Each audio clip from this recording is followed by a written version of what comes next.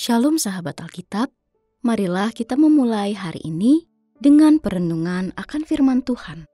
Bacaan Alkitab kita pada hari ini diambil dari Mazmur, pasalnya yang ke-49, ayat 1 sampai dengan 10.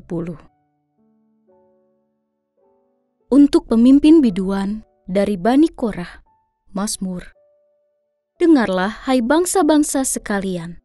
Pasanglah telinga, hai semua penduduk dunia, baik yang hina maupun yang mulia, baik yang kaya maupun yang miskin bersama-sama. Mulutku akan mengucapkan hikmat, dan renungan hatiku memberi pengertian. Aku akan menyendengkan telingaku kepada Amsal, akan mengutarakan persoalanku dengan bermain kecapi. Mengapa aku takut pada hari-hari celaka? Pada waktu aku dikepung oleh pengadangku yang jahat, yang percaya akan harta bendanya dan memegahkan diri dengan banyaknya kekayaan mereka.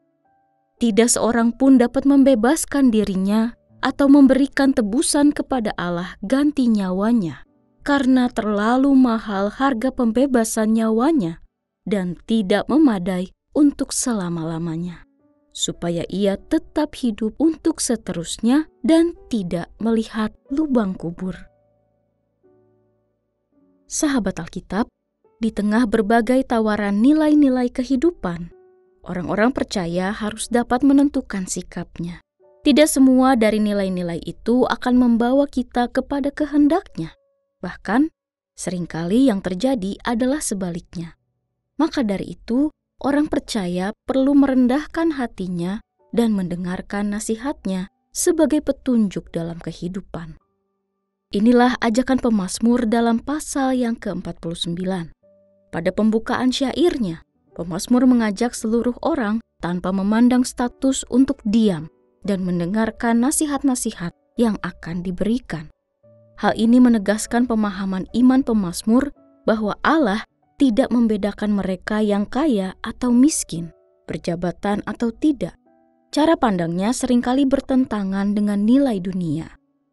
Pemazmur mengungkapkan keyakinannya bahwa hanya Allah sajalah yang dapat diandalkan dalam segala sesuatu. Bahkan di tengah para penghadang dan lawan yang kuat sekalipun, orang-orang tersebut hanya mengandalkan dirinya sendiri dan kekayaan yang dipandang sebagai kekuatannya. Mereka merasa sungguh berkuasa, padahal kebinasaan tengah menanti mereka. Mereka tidak mengetahui kebijaksanaan hidup yang dilandasi pada kehendaknya. Pada akhirnya, setelah ajal menjemput, bukankah semuanya akan tertinggal di dunia? Maka dari itu, setiap orang percaya diajak untuk meletakkan keselamatan bukan pada banyaknya harta atau tinggi rendahnya jabatannya, melainkan dengan mengandalkan Allah semata. Mereka yang mengandalkan Allah akan menemukan kebebasan dalam hidupnya. Sukacita hatinya tidak bergantung pada apapun, melainkan hanya pada keintiman relasinya dengan Allah. Relasi dengan Allah itulah satu-satunya hal yang kekal dalam hidup ini. Pada hari ini kita melihat bagaimana Allah hendak mengubah sudut pandang umatnya agar tidak terpengaruh pada nilai-nilai dunia yang seringkali menyesatkan. Janganlah ragu untuk mengikuti Tuhan serta menaati segala kehendak-Nya, karena Allah adalah satu-satunya yang kekal dalam dunia ini. Jika nilai-nilai dunia menawarkan kemapanan hanya bergantung pada hal-hal material, maka kebahagiaan sejati anak-anak Tuhan terletak pada relasi yang kekal bersamanya. Mari kita berdoa.